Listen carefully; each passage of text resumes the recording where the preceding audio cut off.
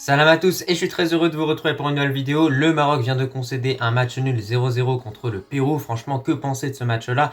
De façon générale, on a vraiment un match moyen, mais en face, le Maroc était opposé à une équipe du Pérou qui avait vraiment pour but de nous empêcher justement de gagner ce match-là, et une équipe surtout qui ne joue pas au football. Et c'est ça, je pense, le plus gros problème de ce match-là, c'est que le Maroc est une équipe qui joue au football, le Brésil est une équipe qui joue au football, donc le match est ouvert. Aujourd'hui, le match était fermé, il y a eu peu d'occasions, et donc on a dû se contenter du match nul. Mais avant qu'on commence avec ce débrief, si ce n'est pas fait, je t'invite à t'abonner, à liker et à commenter cette vidéo. Et en tout cas, je remercie tous ceux qui feront ça. Tout d'abord, avant qu'on rentre directement dans ce match-là, on va revenir directement sur la composition où on a eu peu de changements qui se sont du coup effectués. Moi, je pensais vraiment que Walid Regragui allait prendre ce match-là pour faire jouer les nouveaux joueurs, pour faire un petit peu tourner l'effectif de façon générale. Et au final, on est resté vraiment sur les mêmes bases que ce Maroc-Brésil. Tout d'abord, au goal, on avait du coup Yacine Bounou. Ensuite, défense à 4 avec Mazraoui, Atiatala, Aguerd et Saïs. Ensuite, trio du milieu avec El Kanous, Amrabat et surtout on avait Ziyech en position de numéro 10 qui se baladait un petit peu partout sur le terrain. On a vu que c'était pas vraiment un milieu central. Et pour finir, trio d'attaque avec Abdé, En-Nesyri et pour finir Abouklal. Je vais vous dire ce que j'en pense de Abouklal et Abdé, mais je les ai trouvés assez décevants aujourd'hui. Ils ont montré vraiment peu de choses sur le terrain et moi j'en attends plus de joueurs comme ça parce que ces joueurs-là en club vraiment cartonnent. Et là, dès qu'ils mettent le maillot de l'équipe nationale, peut-être qu'il y a une pression qui s'instaure pour eux. Et c'est dommage parce qu'ils doivent se lâcher sur le terrain, ils doivent commencer à dribbler et réellement provoquer parce que on va pas pouvoir toujours dépendre d'un Sofiane Boufal ou même d'autres joueurs. Et du coup, par rapport à ce match-là, dès le début, on a vu que nos Lions d'Atlas ont vraiment mis la pression clairement sur cette équipe péruvienne avec un gros pressing qui a été instauré. Le Maroc a eu quelques occasions, quelques situations réellement sur le côté, mais pas de réelles occasions. Et du coup, voilà, après on a vu que quand même dans le jeu, c'était assez pauvre, ça manquait un petit peu de dynamisme de façon générale, même si quelquefois Amrabat arrivait avec ses courses balle au pied à apporter une certaine vitesse à notre équipe et franchement ça faisait du bien. Même chose pour Hakim Ziyech qui durant ce match-là a vraiment réalisé une grosse prestation. Il était littéralement partout sur le terrain. Mais ce que j'ai remarqué de façon générale, c'est qu'il y a eu beaucoup trop de précipitations à certains moments, que ce soit sur tes contre-attaques ou même lorsque le Maroc était en train de tenter réellement de construire et de mener des occasions. Et ce qui est dommage, c'est qu'avec notre pressing, on a récupéré énormément de ballons, mais ensuite ces ballons-là, ils sont réellement inutiles si on ne sait pas bien les exploiter, si on ne sait pas réellement se créer des occasions, et c'est ce qui s'est passé durant l'entièreté de ce match-là. Mais sinon, défensivement, par rapport à ce match-là, j'ai absolument rien à redire étant donné que les joueurs ont vraiment été au top. Mazraoui, top performance de sa part. Encore une fois, Aguerd, il montre à quel point il est vraiment important dans notre défense. Même chose pour Saïs et Atiatala qui ont vraiment tenu la baraque. Mazraoui, en plus de ça, il a pu beaucoup apporter offensivement.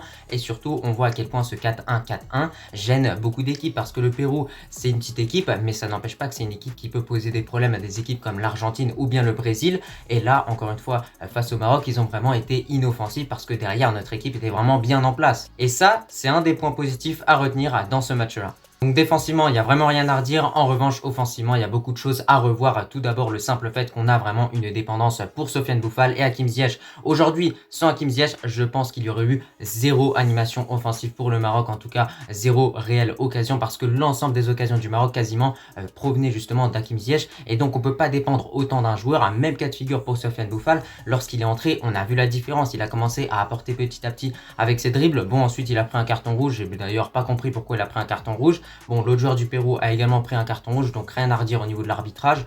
Mais on a vu à quel point vraiment Hakim Ziyech et Sofiane Boufal sont vraiment des joueurs importants pour notre équipe nationale. Et justement, de l'autre côté, Abdé et Abouklal, qui sont des joueurs d'avenir, n'ont pas réellement apporté quelque chose à notre équipe. Ils ont vraiment été très immobiles, ils ont vraiment fait peu d'appels vers l'avant. Et c'était pauvre au niveau du jeu ce qu'ils ont apporté ces deux joueurs-là. Alors qu'en club, c'est des joueurs qui apportent beaucoup à leur équipe justement. Et c'est ça que je comprends pas. Même cas de figure également pour Anas Zaroury. Bon, c'était plutôt pas mal ce qu'il a pu faire en quelques minutes, mais ça n'empêche pas que c'est vraiment loin du niveau qu'il a avec Burnley en Championship. Et encore une fois, offensivement, lorsque le Maroc s'est montré dangereux, à chaque fois, ça provenait du côté droit. Donc ça montre à quel point vraiment à gauche, il y a un certain travail à effectuer. Entre Atiatala et Abdé, ça n'a pas forcément bien combiné. En revanche, de l'autre côté, c'est plutôt positif parce que entre Ziyech et Mazraoui, il y a un certain lien qui existe entre ces deux joueurs-là. N'oublions pas que les deux joueurs ont joué du côté de l'Ajax. Donc ça a bien combiné entre Ziyech et Mazraoui, mais surtout le plus gros problème dans ce match-là, c'est qu'à chaque fois que le Maroc avait l'occasion de faire des centres, à chaque fois, j'ai remarqué une seule chose, c'est qu'il n'y avait avait pas assez de présence dans la surface de réparation. À chaque fois, il y avait uniquement En-Nesyri.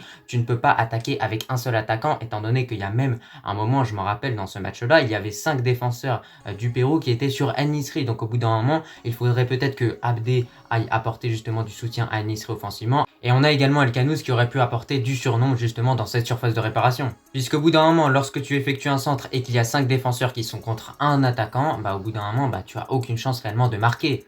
Par rapport à ce match-là, ok, le Maroc n'a pas forcément été bon offensivement, mais ça n'empêche pas qu'en face aujourd'hui, on était opposé au Pérou. Et qui dit Pérou dit équipe qui défend. Et donc en face, on a affronté réellement une équipe qui a commis beaucoup de fautes pour nous empêcher de progresser sur le terrain, pour nous empêcher d'avancer, pour nous empêcher en fait d'avoir des occasions. Et ce match-là me fait penser au match que l'on a pu voir justement contre le Paraguay. C'était exactement le même cas de figure. C'est pour ça que affronter ce genre d'équipe sud-américaine, c'est vraiment inintéressant. Mais ça permet en quelque sorte de se préparer à cette CAN 2024 parce que croyez-moi, les petites équipes africaines, elles vont jouer de cette façon. Puisque regardez, en commettant des fautes qui sont réellement loin de leur surface de réparation, les Péruviens ont permis réellement à leur équipe de ne pas prendre de but derrière.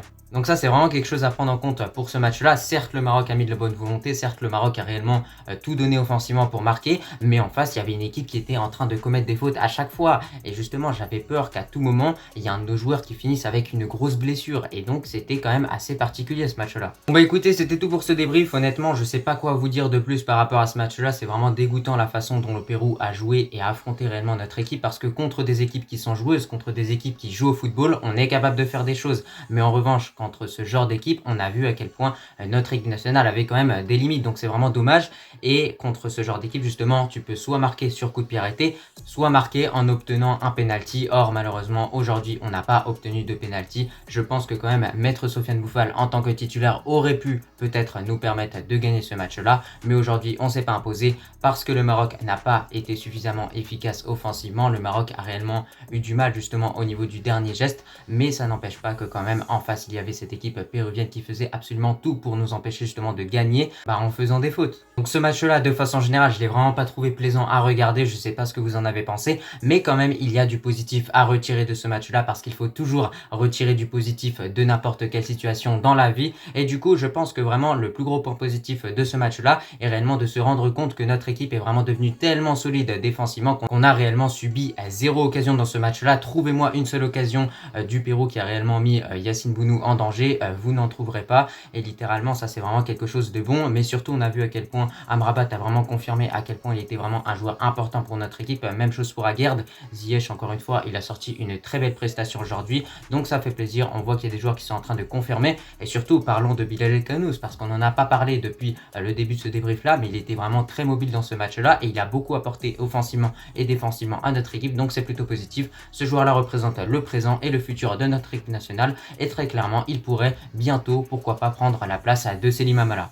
Écoutez, c'était tout pour cette vidéo. Je te remercie si tu as regardé dans son entièreté. Et moi, je te dis à la prochaine. Nabil Tirard pour le centre. Ouverture du score.